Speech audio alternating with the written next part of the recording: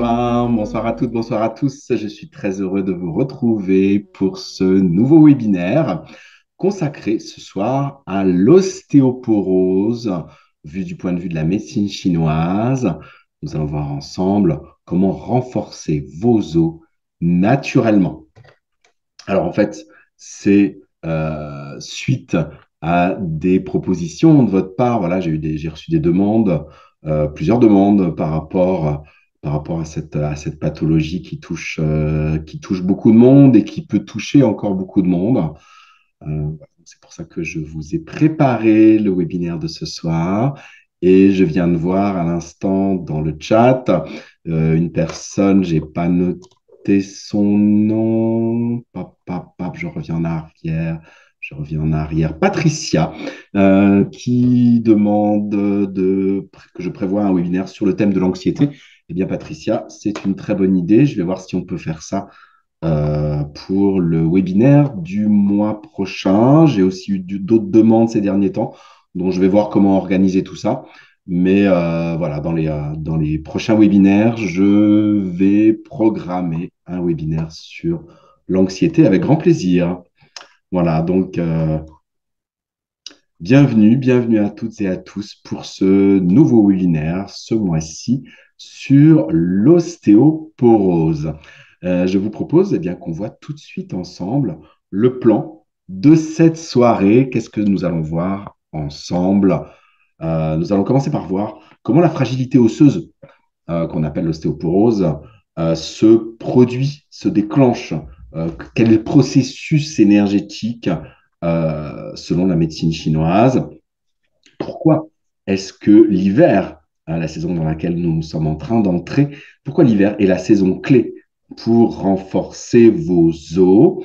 Nous verrons ensuite, comme d'habitude, les solutions pour répondre à ce problème, pour rééquilibrer cette pathologie, les déséquilibres énergétiques qui correspondent à cette pathologie.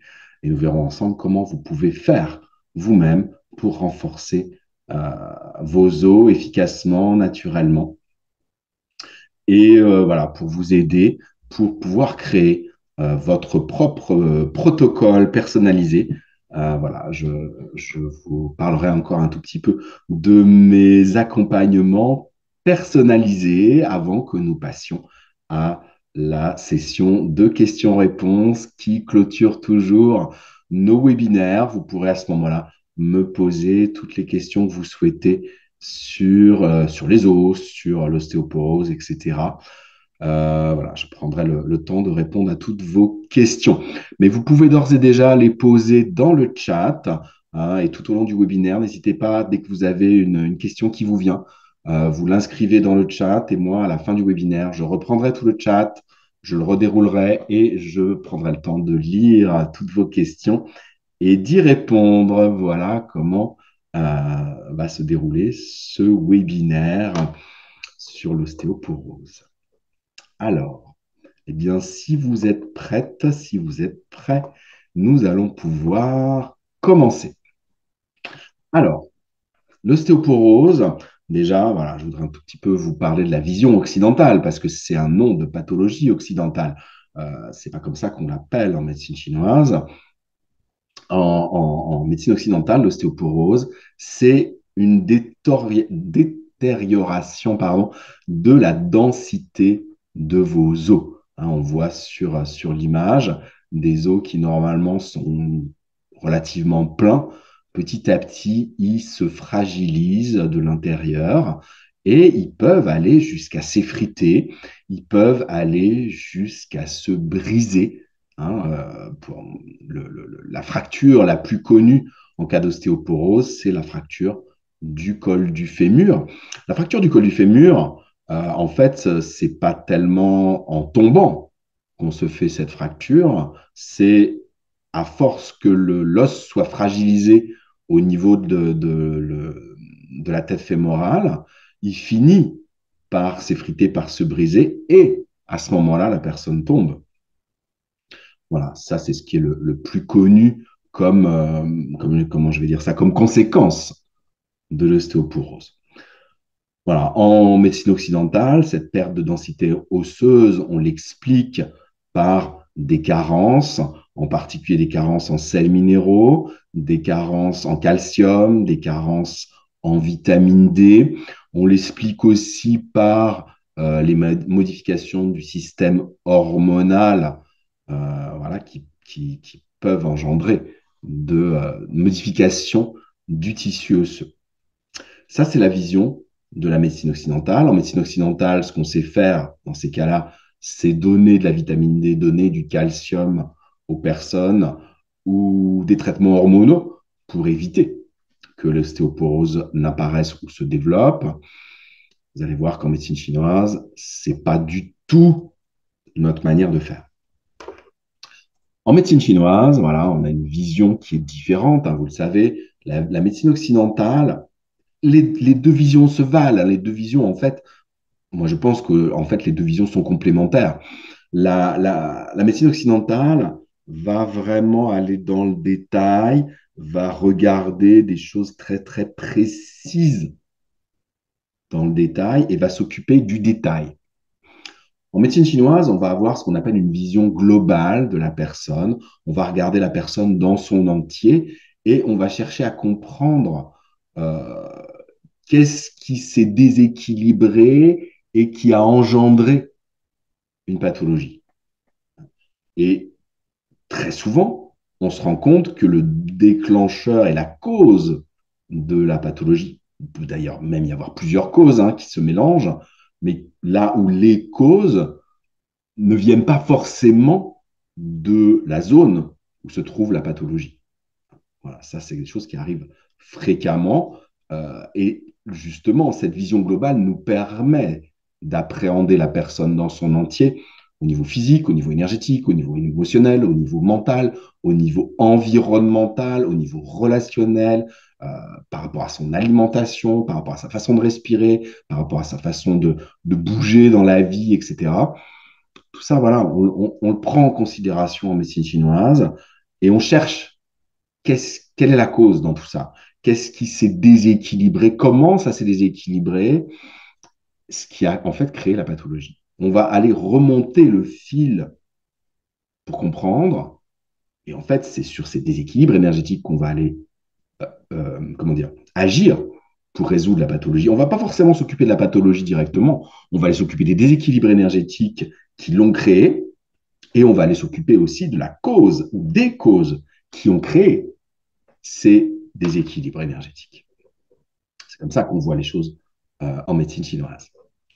Alors, pour revenir à notre pathologie d'ostéoporose, donc une fragilité osseuse, il faut savoir que les os en médecine chinoise sont nourris par la moelle, hein, la moelle qui est à l'intérieur des os, hein, qui est à l'intérieur de la colonne vertébrale, la moelle épinière.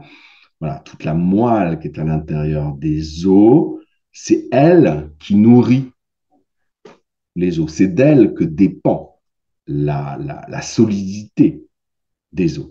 Et cette moelle, elle est issue de l'énergie des reins, aussi bien du yin des reins que du yang des reins.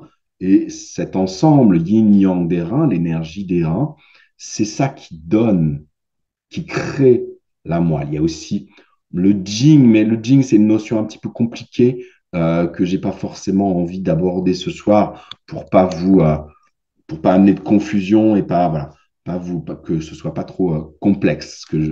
Mon propos, c'est vraiment de simplifier les choses au maximum pour que vous puissiez comprendre et que vous puissiez agir. Ce qu'il faut vraiment vous rappeler, c'est que voilà, c'est l'énergie des reins qui gère la moelle et qui gère les os. Quand c'est plutôt le yin qui est déficient, euh, voilà, le yin, c'est tout ce qui est hydratant, humectant, tout ce qui est liquide, eh bien, les os vont s'assécher et s'effriter plus facilement. Quand c'est le yang qui est déficient, le yang, c'est tout ce qui est actif, euh, tout ce qui est dur, eh bien, voilà, les os vont avoir tendance à se ramollir. Donc les deux sont importants. Il faut qu'à la fois les os aient de la tenue, soient solides, soient durs, c'est le côté yang, et en même temps, il faut qu'ils soient hydratés. D'ailleurs, il y a du yin à l'intérieur de l'os, c'est la moelle. Hein, voilà, la moelle, c'est quelque chose de tendre. Euh, il faut voilà, aussi qu'il y ait du yin. Hein, vos os ont besoin d'être hydratés. En plus, tout ce qui est cartilage, tout ce qui est disques intervertébraux, tout ce qui est autour de l'os, en fait, c'est du yin. Hein, tout ça, c'est du liquide. Il faut aussi qu'il y ait du liquide. Il ne faut pas qu'il y ait que du dur.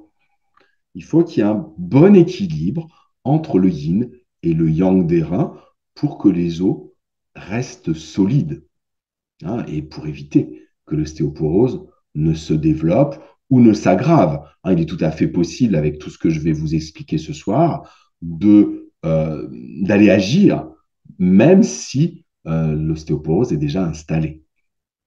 Voilà. C'est sûr que c'est toujours mieux de faire ça en amont. Hein. Voilà, à la base, la médecine chinoise est une médecine préventive avant d'être une médecine curative.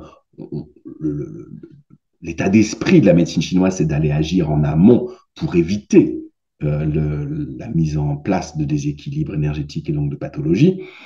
Mais quand la pathologie est là, heureusement, on peut quand même agir euh, dans le pire des cas pour stopper l'évolution de la pathologie. On ne peut pas forcément revenir en arrière dans un cas comme l'ostéoporose quand la densité pardon, des os a commencé à se détériorer.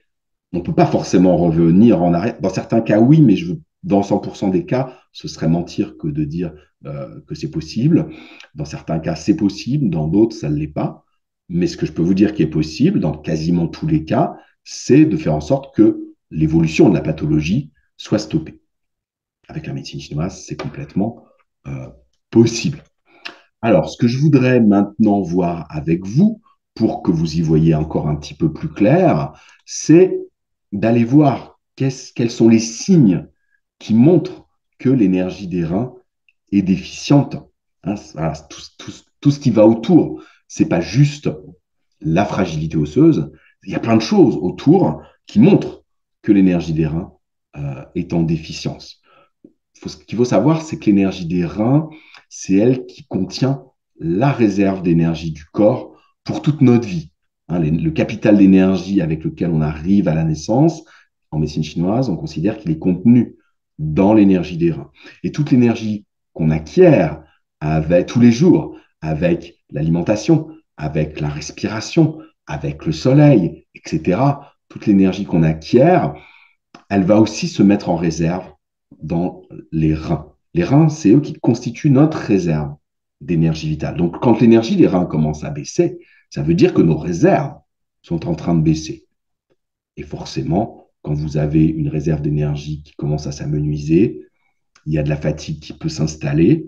Une fatigue, voilà, on n'est plus dans la fatigue aiguë, on est vraiment dans la fatigue chronique.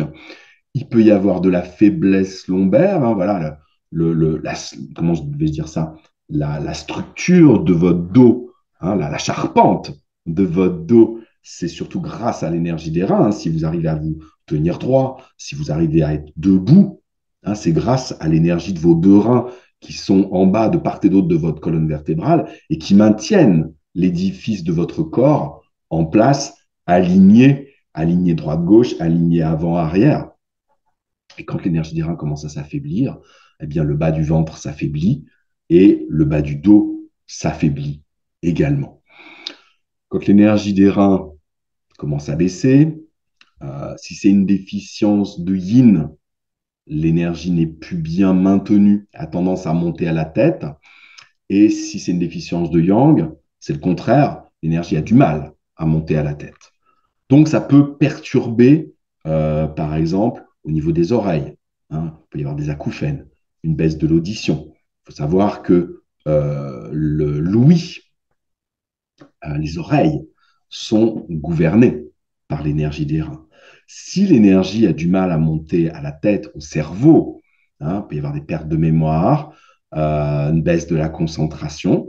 Hein, ça, c'est parce que l'énergie n'irrigue plus aussi bien le cerveau qu'avant. Le cerveau est aussi sous la gouvernance de l'énergie des reins, comme les os, comme les moelles. Les cheveux et les dents peuvent devenir fragiles.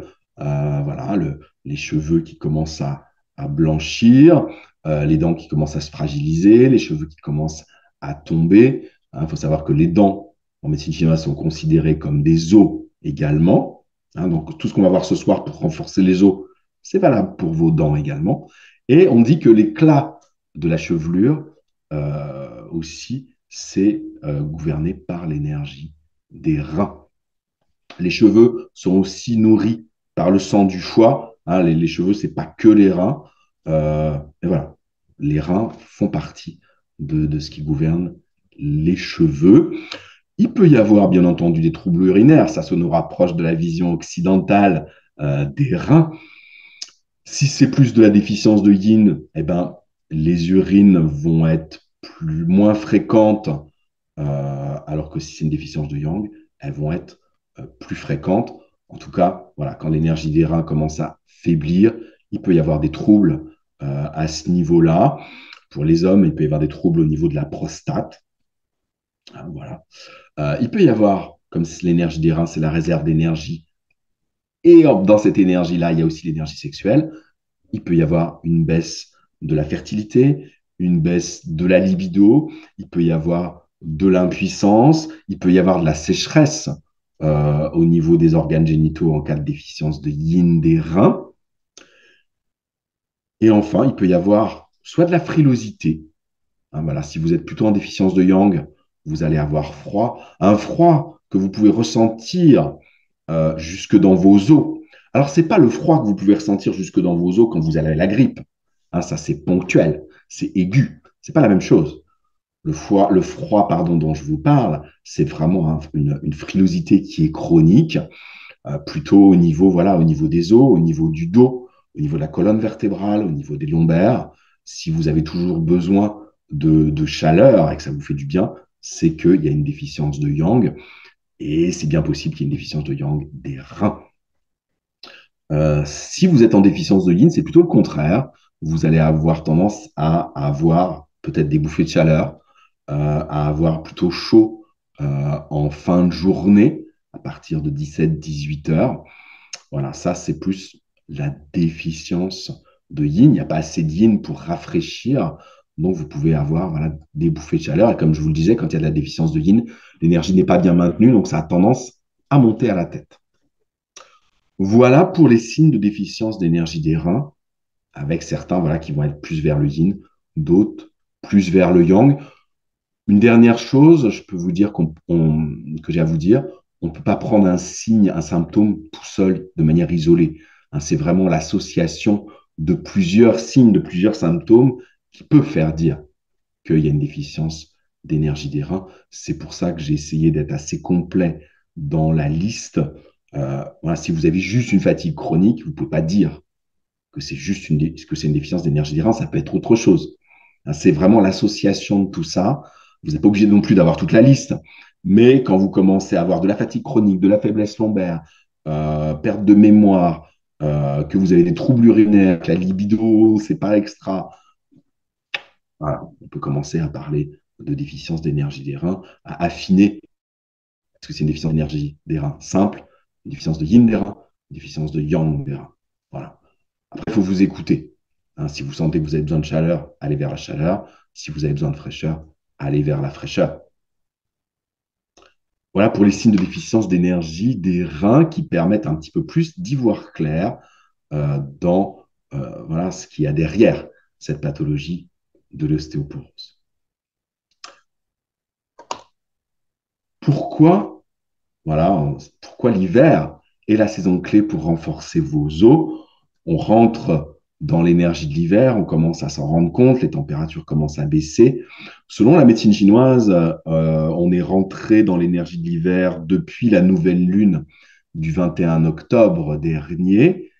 Voilà, on est dans la phase ascendante de l'hiver, ça s'installe tranquillement, mais on y est.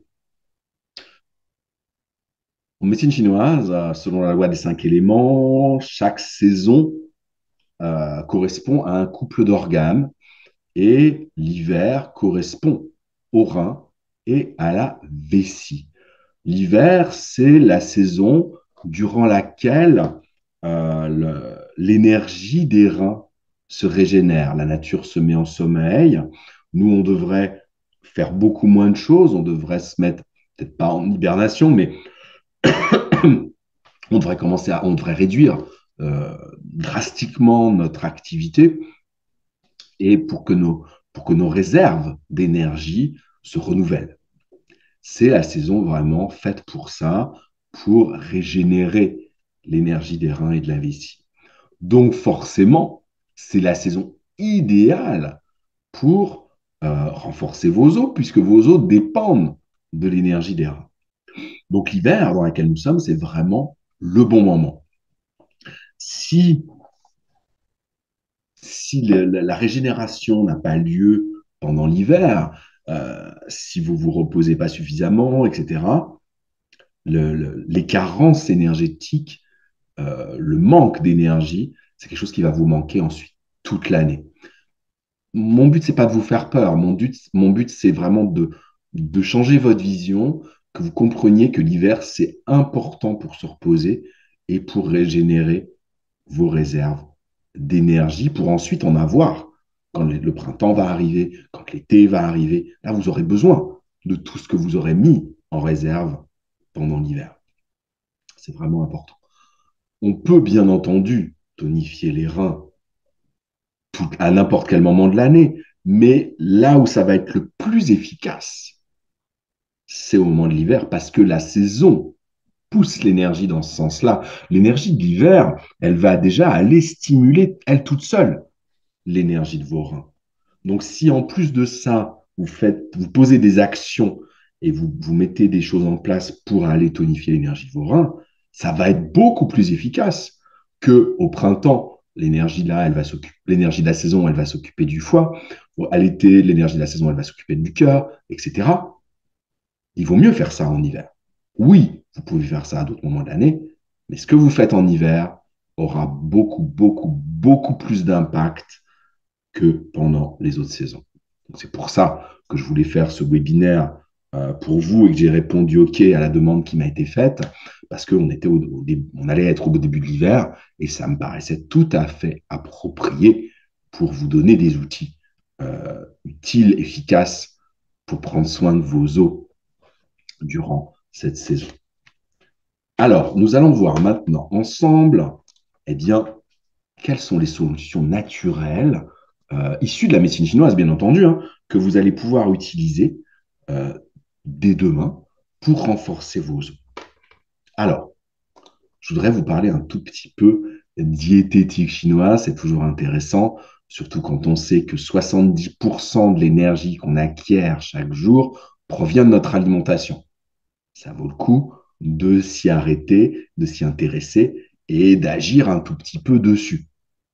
Alors, quels sont les aliments qui sont les plus intéressants pour aller renforcer l'énergie de vos reins? Là, on peut commencer par la saveur. La saveur qui correspond à l'énergie des reins, c'est la saveur salée. Ce qui veut dire que tout ce qui vient de la mer, que ce soit les coquillages, les crustacés, les poissons, les algues, tout ce qui provient de la mer et qui est riche en sels minéraux d'ailleurs, ce qui est très bon pour vos os, mais tout ce qui provient de la mer de saveur salée, ça va être bon pour tonifier l'énergie de vos reins. D'autres aliments qui sont intéressants, qui ne sont pas très fréquents dans notre alimentation, ce sont les aliments de couleur noire. Pareil, selon la loi des 5 éléments, à chaque organe correspond une couleur et les reins, c'est la couleur noire ou la couleur bleu foncé. Donc tout ce qui est dans ces couleurs-là, le sésame noir, les haricots noirs, les champignons noirs, les champignons shiitake, les champignons japonais, la sauce soja, la pâte de miso, l'encre de sèche, tout ce qui va être noir dans votre alimentation, le riz noir aussi, il existe le riz noir, tout ce qui va être noir, euh, ça va aller tonifier l'énergie des reins. Donc, ça peut être très intéressant. Qu'est-ce qu'il y a d'autre dans les aliments? Il y a tout ce qu'on appelle les légumes racines. tous les légumes racines, c'est les légumes qui poussent à la verticale dans la terre. Ça va surtout amener du yin, hein. Les carottes, les navets, le panais. Qu'est-ce qu'il y a d'autre qui pousse verticalement dans la terre? Euh, tout ce qui est racines comme ça. Pas ce qui est tubercule et tout ce qui est rhizome, parce que ça pousse à l'horizontale. Ça va beaucoup plus être pour la rate, hein, les pommes de terre, les patates douces, le gingembre, tout ce qui pousse à l'horizontale, ça va être plus pour la rate. Tout ce qui pousse à la verticale dans la terre, ça va être pour l'énergie des reins. Eh bien oui, ce sont des légumes racines. La racine, la réserve d'énergie, c'est vos racines. Ça, c'est aussi intéressant d'aller utiliser les légumes racines en hiver. Il y en a plein, hein, des légumes racines. C'est aussi la saison, c'est ça qui est génial. Le mode de cuisson. Le mode de cuisson de l'hiver, le mode de cuisson pour tonifier l'énergie des reins, c'est les cuissons mijotées, en particulier dans de l'eau, hein. Toutes les soupes, hein, le pot-au-feu, tout ce qui va être cuit dans du bouillon, voilà, tout ça, c'est bon pour l'énergie des reins. Qu'est-ce que je voulais vous dire encore? J'ai ma liste à côté. Excusez-moi si je ne vous regarde pas forcément en face, mais voilà, je veux rien oublier dans tout ce que j'ai à vous donner comme information. Dans les aliments qui tonifient l'énergie des reins, il y a les noix, les cerneaux de noix. Les noix, vous voyez, ça ressemble un petit peu, quand on enlève la coquille, ça ressemble un petit peu à un cerveau. Les cerneaux de noix, ça tonifie en particulier le yang des reins et aussi tout ce qui est os. Ah, vous allez me dire, voilà, les os, on va pas les manger comme ça, mais vous pouvez mettre un os à moelle dans votre mijoté, justement. Hein, voilà, que si vous faites un pot-au-feu, vous pouvez très bien mettre un os à moelle et manger la moelle. Euh, Moi, là où j'habite en Autriche, j'ai pas trop connu ça en France, mais il y a une recette traditionnelle qu'on trouve en particulier l'hiver. Les Autrichiens, ils adorent faire ce qu'ils appellent du bouillon d'os, c'est-à-dire qu'ils achètent des os, ça peut être des os de mouton, ça peut être des os. Ils sont pas très moutons, les Autrichiens, c'est plutôt du bœuf.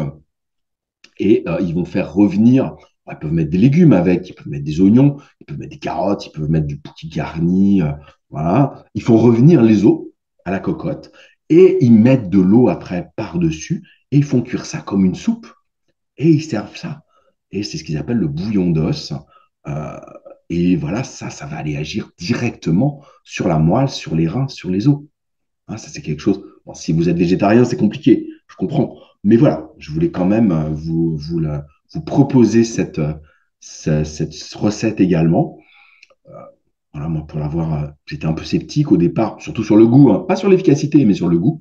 Et ma foi, c'est très bon. C'est très bon. Hein, ça donne un bon goût de viande, c'est sûr, au bouillon. Mais voilà, si on met. Alors, il y a les Autrichiens qui font ça que avec de l'os, hein, qui ne mettent pas du tout de légumes. Mais normalement, traditionnellement, on met une carotte, on met un morceau de panais. Ils adorent le panais, les Autrichiens. On met un bout de poireau, une branche de céleri, une feuille de laurier, une branche de thym. Et voilà. Et puis, une fois que c'est revenu, on met de l'eau, un petit peu de sel, un petit peu de poivre. Et ça fait un bouillon, quasiment un bouillon médicinal, en fait. Voilà pour la diététique chinoise pour renforcer l'énergie des reins. Alors, un tout petit mot sur la pharmacopée chinoise. Il y a quelques plantes intéressantes en pharmacopée chinoise pour tonifier l'énergie des reins, le yin, le yang des reins. Les cerneaux de noix font partie de la pharmacopée chinoise, par exemple, hein. On peut faire tout à fait de l'infusion avec des cerneaux de noix. C'est quelque chose qui se pratique en pharmacopée chinoise. Qu'est-ce qu'il y a d'autre? Les baies de goji. Les baies de goji, que vous connaissez peut-être, qui sont arrivées déjà depuis un petit moment en France, nourrissent le yin des reins et du foie. La Rhémania, mais ça, c'est pas très connu, c'est une racine qu'on utilise en pharmacopée chinoise qui est très noire, justement, pratiquement comme de la réglisse, très très noire, très un peu collante.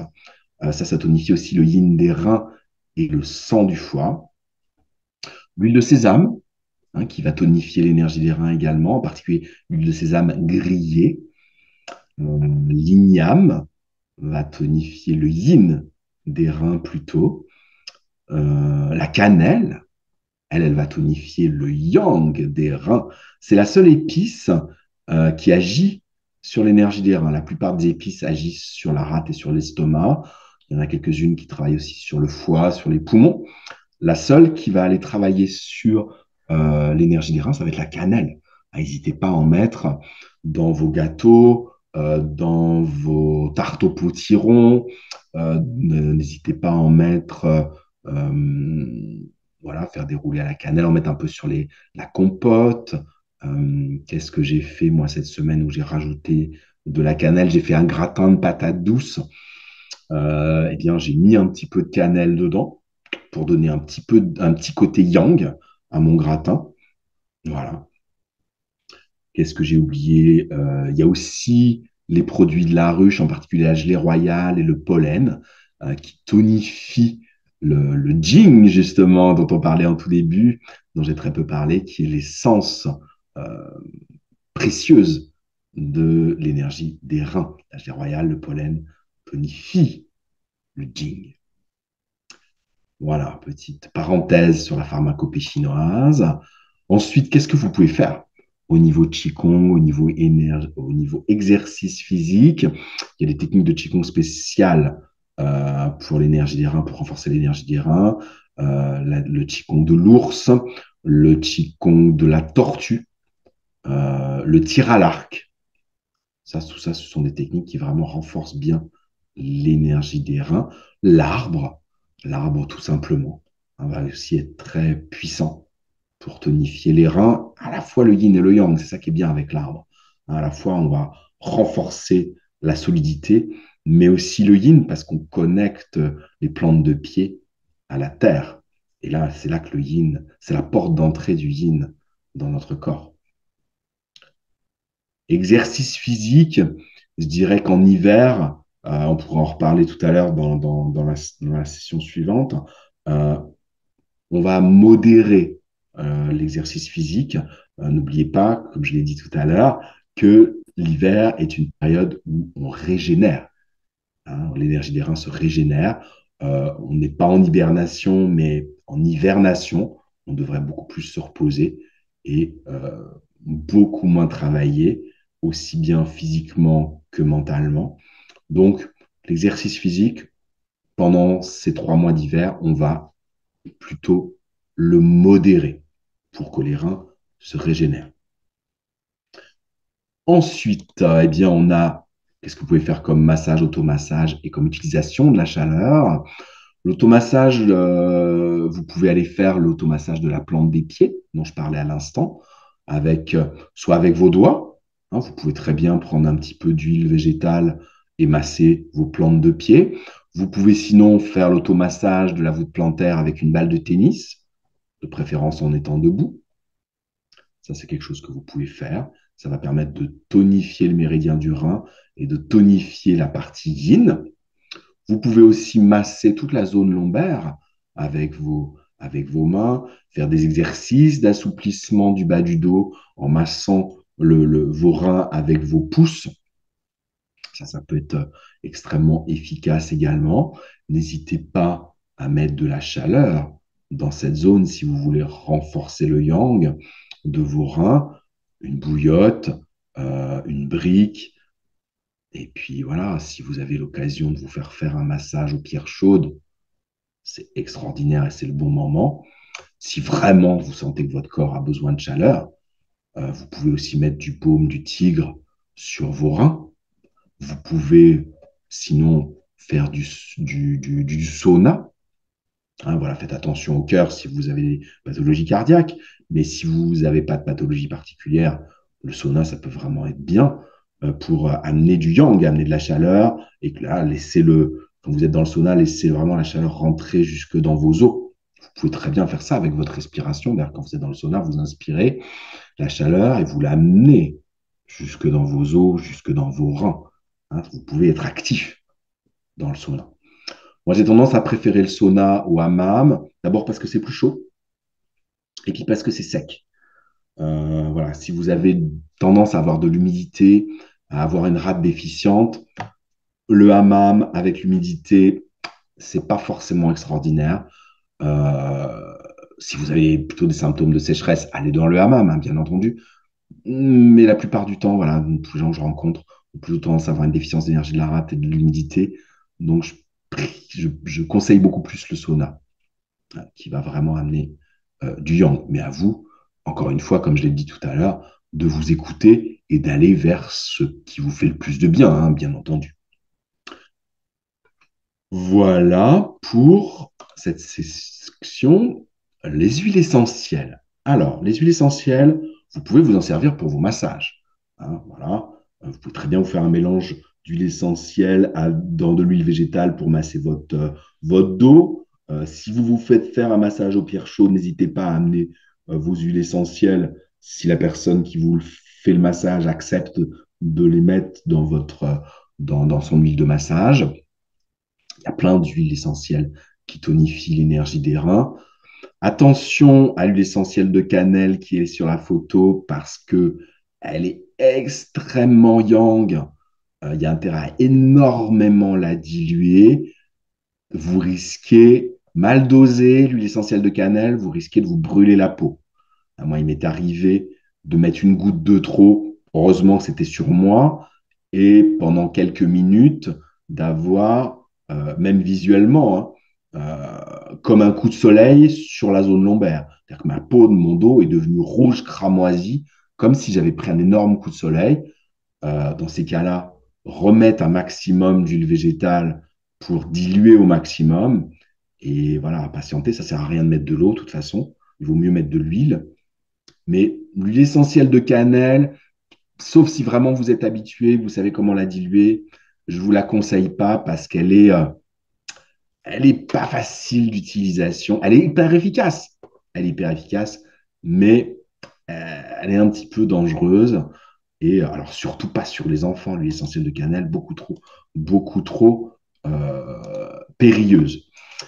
Il y a des huiles essentielles beaucoup plus cool qui vont aller tonifier l'énergie des reins, comme toutes les huiles essentielles de conifères, hein, les arbres qui perdent pas leurs aiguilles durant l'hiver. Ceux-là, ils sont forts pour tonifier l'énergie des reins. Tout ce qui va être sapin, épicéa, pin, épinette noire, genévrier. Là, vous pouvez y aller sans aucun problème avec toutes ces huiles essentielles de conifères. La seule qui est pas tellement rein, c'est le cyprès, qui va plus agir sur la circulation. Mais toutes les autres, vraiment tonifient bien l'énergie des reins. À vous de trouver celle qui vous convient le mieux. Qu'est-ce que j'ai oublié qui tonifie l'énergie des reins? Il y a aussi la Gaultérie. La Gaultérie qui est le pilier, l'huile essentielle pilier du baume du tigre. La Gaultérie tonifie le yang des reins, réchauffe bien les muscles et les articulations. C'est d'ailleurs une qui est très utilisée pour les massages en cas de douleur rhumatismale. Voilà, celle-là, elle est bien, elle tonifie aussi le yang des reins et elle n'est pas dangereuse comme la cannelle. Vous risquez pas grand-chose, même s'il faut bien entendu la diluer. Mais si vous la diluez, aucun risque à encourir. Voilà pour les huiles essentielles. Alors, qu'est-ce qu'il nous reste? Il nous reste à parler un tout petit peu hygiène de vie, même si on a déjà commencé. On a commencé par dire qu'il fallait modérer son activité physique, modérer son activité mentale. On devrait beaucoup moins travailler. On devrait beaucoup plus dormir. Hein, l'hiver, vous devriez au moins dormir 8 heures par jour. Les Français, quand on leur dit ça, ça les fait hurler parce qu'on a l'habitude de se coucher beaucoup trop tard le soir. Hein, normalement, on devrait se coucher beaucoup plus tôt. Moi, j'ai appris ça en Autriche et aux États-Unis également. Voilà, normalement, 22 heures, c'est le grand maximum pour aller se coucher. Voilà, je sais bien qu'en France, malheureusement, et je soupçonne une manipulation derrière ça pour garder les gens fatigués et donc sous contrôle. Je sais bien que le film sur la télévision normale ne commence maintenant qu'à 21h, voire 21h30. Ah oui, je sais bien.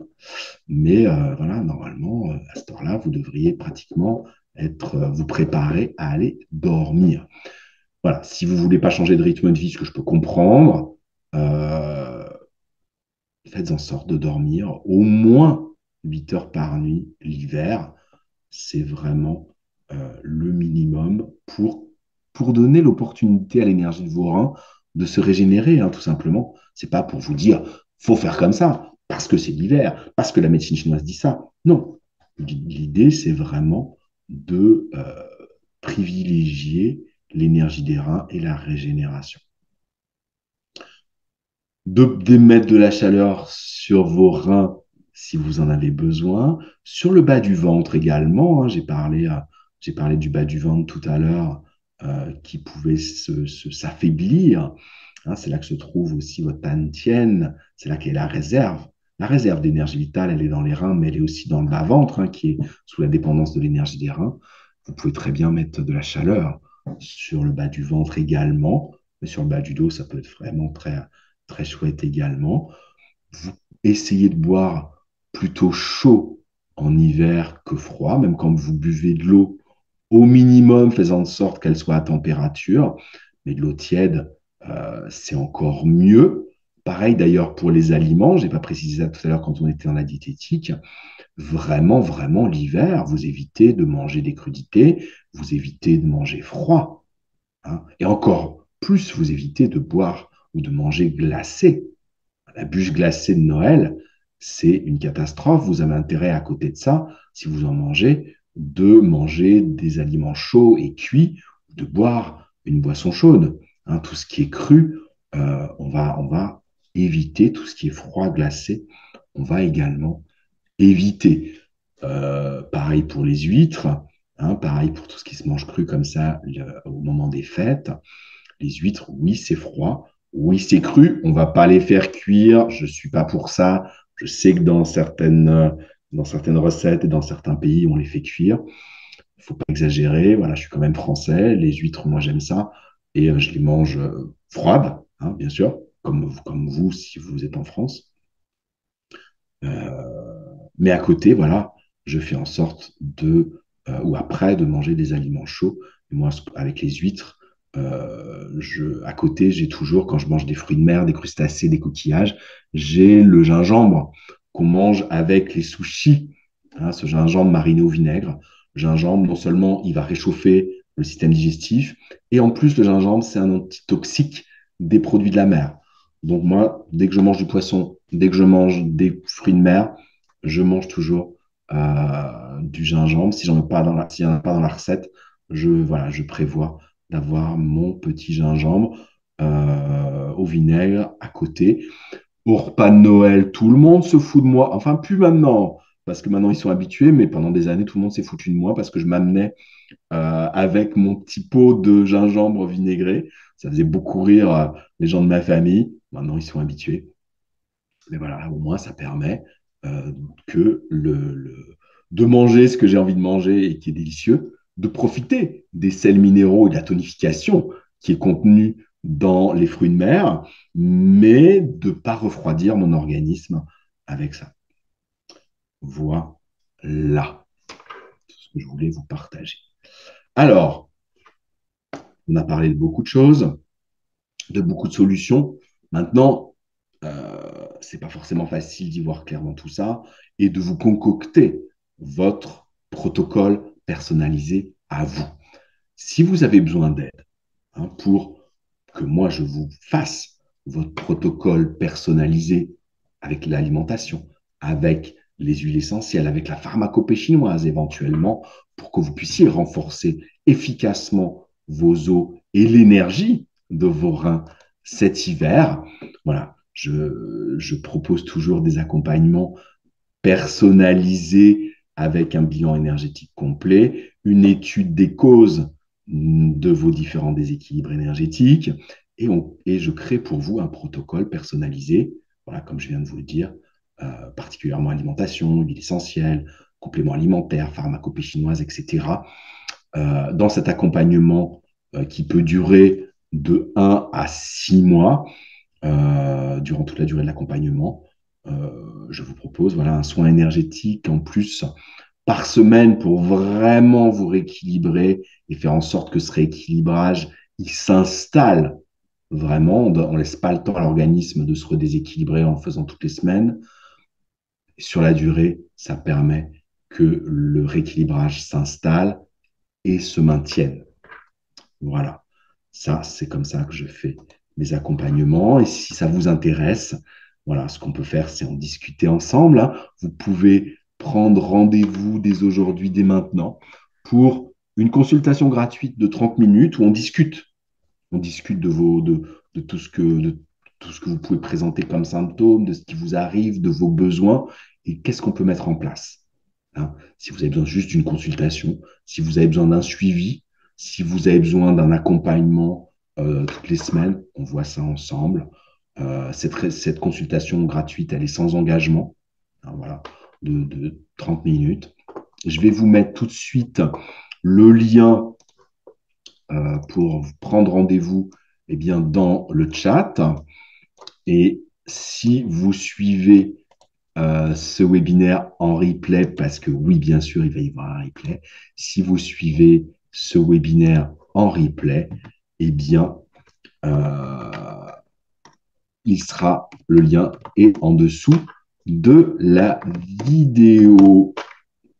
Je vous ai mis le lien, comme ça, vous pouvez aller prendre ce rendez-vous gratuit de 30 minutes pour qu'on puisse voir ensemble comment on peut faire pour créer votre propre protocole personnalisé et vous aider à retrouver un état d'équilibre, renforcer l'énergie de vos reins, renforcer l'énergie de vos os. Si c'est pour un autre problème, d'ailleurs, n'hésitez pas, hein, voilà, je ne vais pas faire que des, euh, des, euh, des rééquilibrages de l'énergie des reins pendant l'hiver, même si j'en fais beaucoup. S'il y a autre chose, n'hésitez pas à prendre ce rendez-vous pour qu'on puisse en discuter.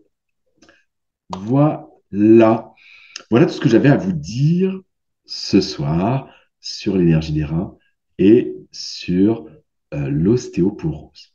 Alors maintenant, nous voici enfin au moment de la session questions-réponses. Je vais reprendre tout le chat. J'ai vu qu'il y avait beaucoup de questions qui avaient été posées. Je voyais le nombre de questions s'afficher au fur et à mesure dans le chat. Tant que je n'ai pas fini de lire toutes les questions et d'y répondre, n'hésitez pas à continuer de poser vos questions dans le chat. Je m'arrêterai quand j'aurai terminé. Alors, je remonte tout en haut.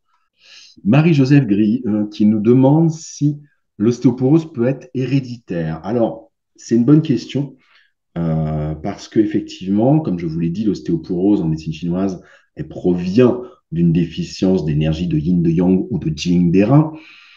Et l'énergie des reins, je vous l'ai expliqué, c'est elle qui a en réserve notre énergie innée. Le capital d'énergie innée, il nous a été transmis par nos parents. Alors, bien entendu, l'énergie de nos reins contient comment je vais dire ça, tout ce qui provient de nos parents et de nos ancêtres. Donc, bien sûr, l'ostéoporose peut être héréditaire. La déficience d'énergie des reins euh, peut être héréditaire. Tout à fait. Mais ça ne veut pas dire qu'on ne peut pas agir dessus. On peut aller agir dessus, on peut aller euh, rééquilibrer, renforcer, faire se régénérer l'énergie des reins. Et on peut même, en médecine chinoise, aller travailler sur ces causes-là, sur l'hérédité et même sur le transgénérationnel qui a engendré ces déséquilibres. On peut faire ça. Ça, c'est ce que je propose aussi dans les accompagnements. Joy, j'ai une grosse déficience d'énergie des reins avec presque tous les signes et en effet, j'ai une ostéoporose grave d'après les densitométries effectuées. Merci de vos conseils. Oui, c'est pas une question, Joy, en fait. OK. Voilà. Eh ben, écoutez, avec grand plaisir. Et si vous avez besoin d'aide et d'un accompagnement et d'y voir encore plus clair, avec grand plaisir, je serais heureux qu'on en discute ensemble. N'hésitez pas à prendre ce rendez-vous. Claudine, cette saison va durer 4 mois. Effectivement, on est dans une année Alors, je ne sais pas si c'est l'année 2025 ou l'année 2026 qui a 13 lunes. Et effectivement, il arrive certaines années. Normalement, une saison en médecine chinoise dure 3 lunaisons, 3 cycles lunaires. Printemps, l'été, le printemps, 3 lunaisons, l'été, 3 lunaisons, l'automne, 3 lunaisons, l'hiver, 3 lunaisons. Mais certaines années, quand on a une année à 13 lunes, effectivement, dans ces cas-là, l'hiver, c'est l'hiver qui augmente et l'hiver dure 4 cycles lunaires, 4 lunaisons. Effectivement, du 21 octobre jusqu'au 17 février, ça fait 4 cycles lunaires entiers. Ça fait 4 fois 28 jours. Tout à fait, Claudine, effectivement. Effectivement, pour calculer la fin de l'hiver et donc le premier jour du printemps, on regarde, alors attendez que je dise pas de bêtises, le début du printemps, c'est la deuxième nouvelle lune qui suit le solstice d'hiver, qui a lieu le 21 décembre. Voilà. Donc la première, elle doit avoir lieu euh, courant janvier, et la deuxième, donc, c'est le 17 février. Quand la nouvelle lune, elle a lieu tout de suite après Noël, bah, l'hiver est beaucoup plus court. Mais quand elle a lieu loin après le solstice, l'hiver est beaucoup plus long. Ne me demandez pas pourquoi c'est l'hiver qui augmente d'une lunaison et pas les autres saisons. Ça, je ne sais pas. Mais en tout cas, je sais que c'est comme ça dans la tradition chinoise. Marcel et Jacqueline, ah oui, les betteraves, oui, dans les légumes. C'est vrai que c'est pas tout à fait noir, mais par contre, c'est un légume racine. C'est un légume très foncé, qui n'est pas tout à fait bleu foncé, mais on s'en approche. Mais c'est donc de la couleur. Et effectivement, c'est un légume racine. J'ai pas pensé du tout à la betterave tout à l'heure. Merci, Jacqueline et Marcel. Merci, merci. Marilyn, as-tu une recette comme le bouillon d'os, mais pour les véganes? Ah, ah, ça, c'est une bonne question. Qu'est-ce qu'on pourrait faire? Ben oui, le bouillon, la soupe miso. La soupe miso avec de la pâte de miso, avec des algues dedans.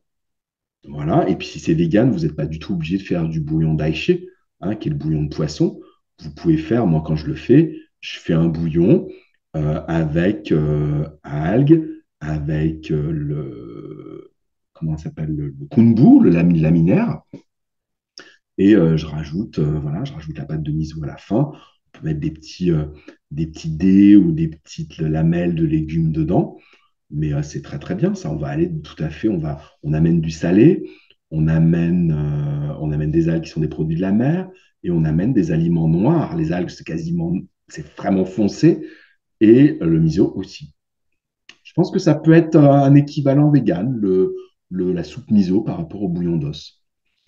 Voilà, j'avais pas réfléchi à la question, mais voilà. J'ai des affres dans la bouche avec les noix Marilyn. En pharmacopée chinoise, c'est pareil. Comme la diététique, on ne va pas les manger crus. Vous pouvez très bien les faire blanchir ou les faire griller.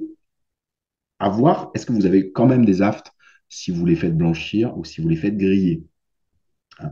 On ne va pas aller effectivement vers les noix crues parce qu'effectivement, ça peut être très réactif au niveau de la muqueuse buccale. Je suis d'accord avec vous. Moi, j'ai tendance, quand elles sont fraîches, pareil, réagir fort au niveau de la bouche. Donc, moi, j'ai tendance à aller. Les noix, j'ai tendance à les blanchir à l'eau jusqu'à ce que la peau se décolle, alors que les noisettes, les amandes, etc., je vais plutôt les griller à sec.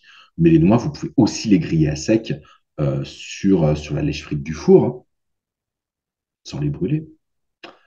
Patricia, dans le yaourt. Je ne sais pas ce que vous voulez dire par là. Ça devait peut-être répondre à quelque chose que je disais au moment où vous avez écrit ça. Euh, pour l'instant, voilà, je ne vois pas. Marie, pour les véganes, on fait du bouillon avec des légumes et un ou deux shiitake. Eh ben oui, voilà, ça aussi c'est bien. Ça aussi c'est bien. On peut mettre les shiitake dans le bouillon, dans la soupe miso d'ailleurs, en petites lamelles. Alice, je suis intolérante aux noix de Grenoble. Est-ce que je peux remplacer par les noix de pécan? Est-ce que ça aura le même effet? Les noix de pécan, c'est lesquelles les noix de pécan? Alors je mélange toujours. Oui, les noix de pécan, c'est celles qui ressemblent aux noix de Grenoble, tout à fait. Oui, je confonds toujours les noix de cajou, les noix du Brésil, les noix de pécan, les noix de macadamia, les noix de Grenoble. Les noix de pécan, c'est celles qui ressemblent aux noix de Grenoble. Donc oui, oui, oui, tout à fait, c'est le même. Au niveau énergétique, c'est la même chose. Marilyn, qu'est-ce que c'est le shiitake? Le shiitake, c'est un champignon, on appelle ça aussi en français les champignons parfumés. C'est des champignons asiatiques. On appelle ça aussi les champignons de longévité en Chine.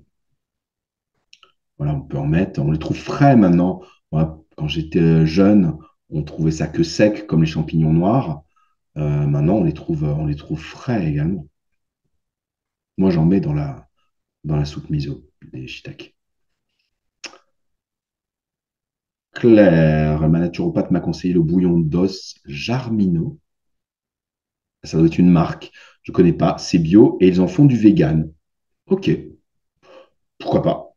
Pourquoi pas? Après, vous pouvez faire ça vous-même. Vous pouvez faire ça vous-même. Je ne connais pas cette marque Jarmino. Ok, merci Claire. Marie-Joseph, quelle huile essentielle pour réchauffer les lombaires qui ont froid? Eh ben, franchement, la Gaulterie, c'est génial à diluer. Vraiment, ça réchauffe bien. Le sapin, épinette, pin, tous les conifères, ça tonifie plus que ça ne réchauffe. Moi, je trouve que celle vraiment qui réchauffe bien, c'est la Gaulterie. La Gaulterie, ça marche bien, j'en ai parlé tout à l'heure. Vous la diluez, bien entendu. Qu'est-ce que je voulais dire? Surtout, une erreur à ne pas faire. J'ai parlé de l'histoire de la cannelle tout à l'heure. Une fois, ça m'est arrivé de trop en mettre, une goutte de trop seulement, mais ça m'a bien cuit. Ce que j'ai aussi fait une fois, c'est bien parce que j'ai fait des bêtises, alors comme ça, je vous transmets pour pas que vous fassiez les mêmes. Ce que j'ai fait aussi une fois, je sais plus ce que j'avais, je me rappelle pas. Je me rappelle pas, mais en tout cas, je me suis mis des huiles essentielles sur le ventre. Diluées pourtant, hein, dans l'huile végétale. Je me mets des huiles essentielles sur le ventre, je ne me rappelle plus lesquelles, peu importe. Et pour accélérer la sensation de réchauffe, de chaleur, j'ai mis une bouillotte par-dessus. Grave erreur. Là, les huiles essentielles toutes seules, ça allait.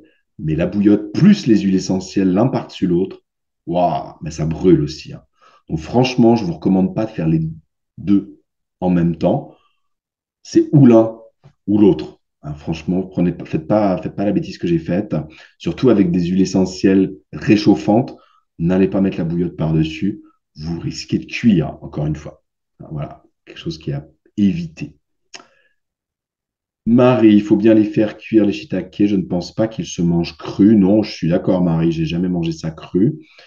De toute façon, enfin, en diététique chinoise, normalement, on ne doit quasiment rien manger cru. Bon, j'ai fait une exception avec les huîtres tout à l'heure. Mais voilà, normalement, je ne pense pas que les shiitake, ça se mange cru. Et après un massage des reins avec des huîtres, ça ne pas mettre une bouillotte chaude après. Oui, bah on est d'accord. Marie, c'est ce que je viens d'expliquer. Super. On est synchro, Marie. Josette, remplacer le bouillon d'os en version végane, j'ai trouvé sur ce site du bouillon végétal. Ok, bah, j'irai voir ça. Ok, merci Josette. Patricia, j'ai remarqué effectivement que depuis que je me couche vers 22 heures, je dors mieux et me sens mieux le matin. Et oui, gingembre vinaigré que vous préparez. Oui, quand je suis à la maison, moi j'en fais. Après, quand je me déplace et quand je vais, par exemple, moi, à Noël en général, je suis chez ma fille. Donc maintenant, j'ai un pot de gingembre du commerce, mais un truc bien que j'ai dû acheter en magasin bio, que je laisse dans le frigo chez ma fille. Mais sinon, à la maison, je le prépare. Est-ce qu'on peut avoir la recette du gingembre pour les fêtes? Bon, alors, faire du gingembre au vinaigre, c'est vraiment pas compliqué. Il suffit de d'éplucher le gingembre, de l'émincer le plus finement possible. Si vous avez une mandoline, c'est encore mieux parce que vous allez faire des tranches très fines, sinon au couteau. Et puis après, c'est comme quand on fait des cornichons, hein. C'est exactement pareil, on fait macérer dans du vinaigre. Moi, je fais ça avec du vinaigre de cidre plutôt que de faire ça avec du vinaigre d'alcool. Les Chinois font ça avec du vinaigre de riz. Ça peut être très bien aussi. Vinaigre de cidre, vinaigre de riz, comme vous préférez. Voilà, celui à la maison, que j'ai à la maison, il faut vinaigre de cidre. Et puis celui que j'ai en France, dans le réfrigérateur de ma fille, je crois que c'est du vinaigre de riz. C'est vraiment tout simple à faire. Vous cherchez les recettes de cornichons, capres, tout ce qui est au vinaigre. Et voilà. Le plus difficile, moi, je trouve, dans la recette, c'est d'émincer le gingembre finement. Christine, est-ce que les problèmes de tendinite sont liés aussi à l'énergie des reins? Non. Les tendons, c'est l'énergie du foie. Patricia, aujourd'hui, je me fais une boisson chaude avec du gingembre râpé dans de l'eau chaude, sucrée. Est-ce bon? C'est bon si votre sucre, c'est du miel.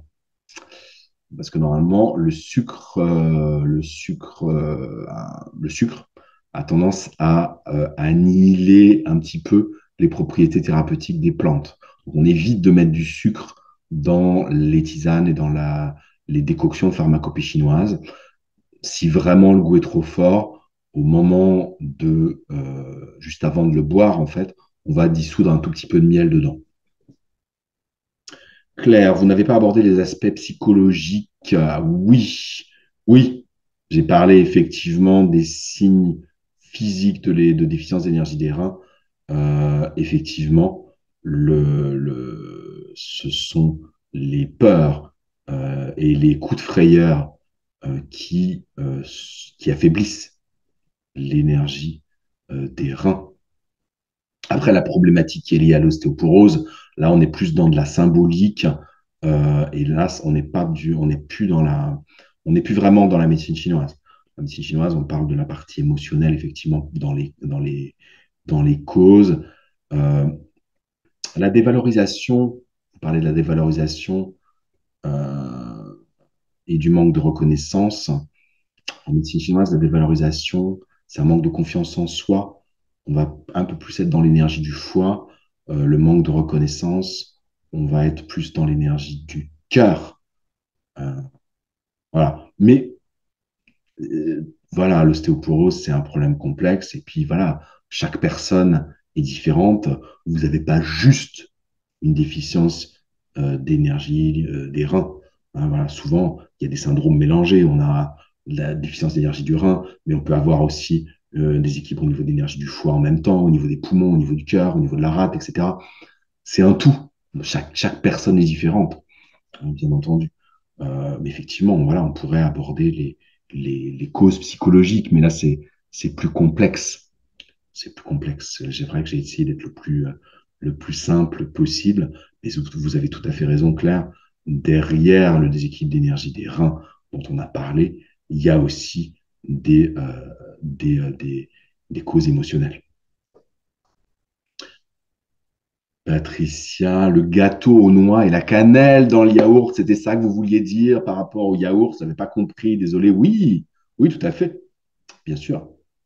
Bien sûr, bien sûr. Claire, merci beaucoup pour le lien jarmino.fr. J'irai voir également. Peggy, les moxas sont aussi efficaces pour réchauffer les reins. Attention toutefois au type de moxa. Je suis complètement d'accord. C'est vrai que voilà, dans un webinaire comme ça, je ne parle pas des moxas parce que c'est pas si simple que ça à utiliser, surtout au niveau des lombaires, soi-même. Il vaut mieux se le faire faire. Mais je suis complètement d'accord. Après, effectivement, faut des moxas avec euh,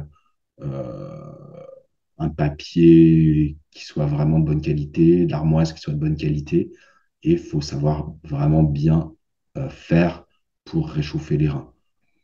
Voilà, quand on n'est pas adepte du moxa, voilà, faudrait éviter de se brûler quand même avec le moxa. Une bouillotte, c'est quand même vraiment chouette.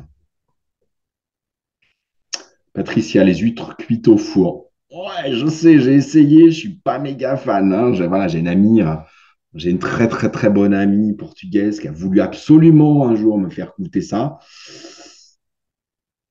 C'est bon, alors c'est pas que c'est mauvais, hein, mais c'est complètement autre chose. Ça n'a rien à voir avec les huîtres crues. Mais voilà, pourquoi pas, pourquoi pas, pourquoi pas.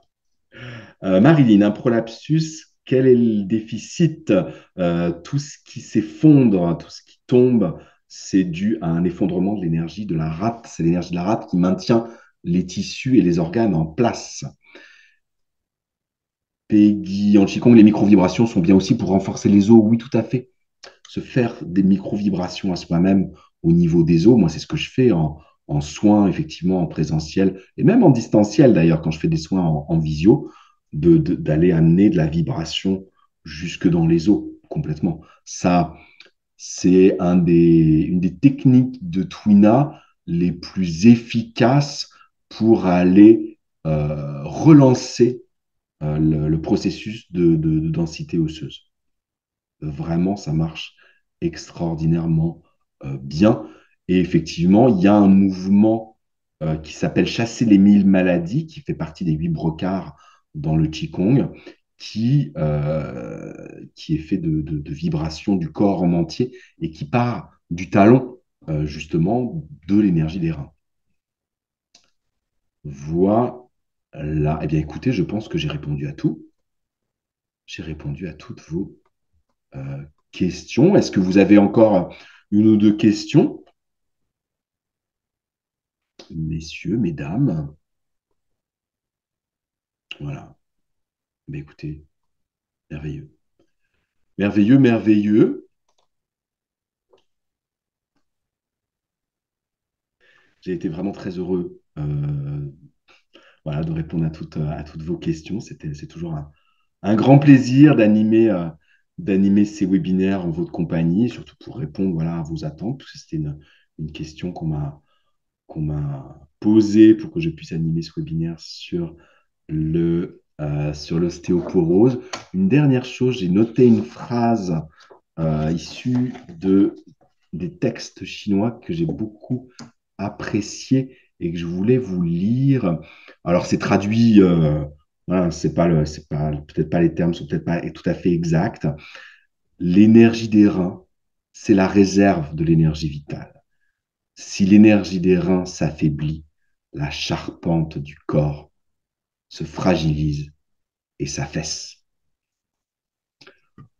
Voilà. Profitez de cet hiver pour renforcer l'énergie de vos reins, pour renforcer vos os efficacement, naturellement. Si vous avez besoin d'aide et que j'établisse un protocole pour vous personnalisé et que je vous accompagne, n'hésitez pas à cliquer sur le lien pour prendre ce rendez-vous de 30 minutes gratuite. Je serai heureux de vous rencontrer et qu'on discute ensemble. Voilà, je vous remercie beaucoup. Passez une excellente soirée et puis nous nous retrouvons le mois prochain pour un nouveau webinaire. À très bientôt. Merci à tous.